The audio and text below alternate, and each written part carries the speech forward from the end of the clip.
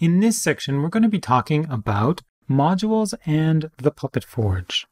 Today, we're going to be talking about the Puppet Forge.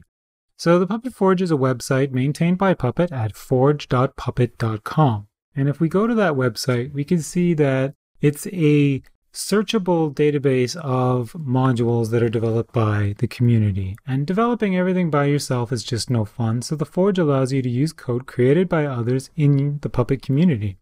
So I'm going to look for a module to deal with Apache. So we can see a list of Apache modules returned, and over here on the side is a guide that'll tell us a little bit about these modules.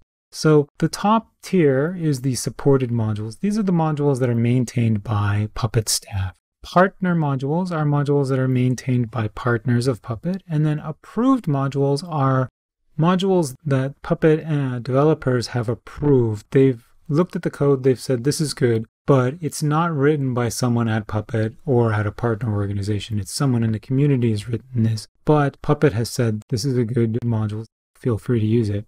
Then there's an updated, this is the last time this module was updated, so you want to see if it's still actively maintained.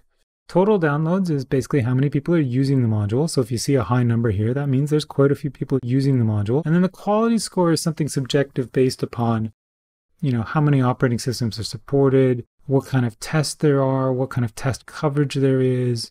That sort of thing is rolled up into this quality score. So if you see a high quality score, you have a pretty good feeling that this will be a nice module to use. So if we want to use this module, what we've got to look at is the username and the name. So the username is Puppet Labs and the name is Apache. So if we go back to our system and say Puppet module install Puppet Labs -Apache, Puppet will then go to the Forge and download the module and any dependencies this module requires.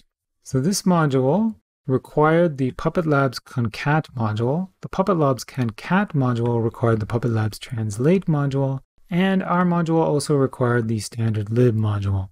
So where did it put all of these? Well, it put them in this directory. So Puppet's main configuration file is etc puppet labs puppet.conf. And this is an ini style file that you can use to set settings away from their default values. To look at the default values, though, you just say puppet config print, and then the value you want to look at. So I want to look at the module path, which is how Puppet determines where it's going to look for modules.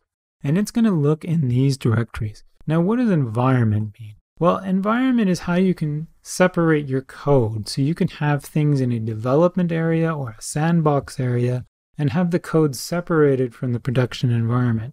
And all you do is you go into your Puppet config file and specify an environment in the agent section.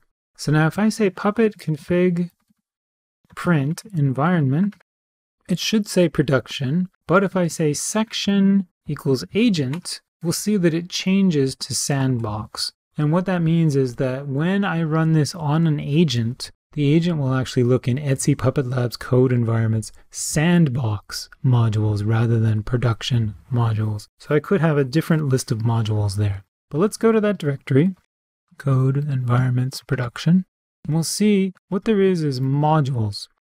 So here's where all those modules are that I just installed.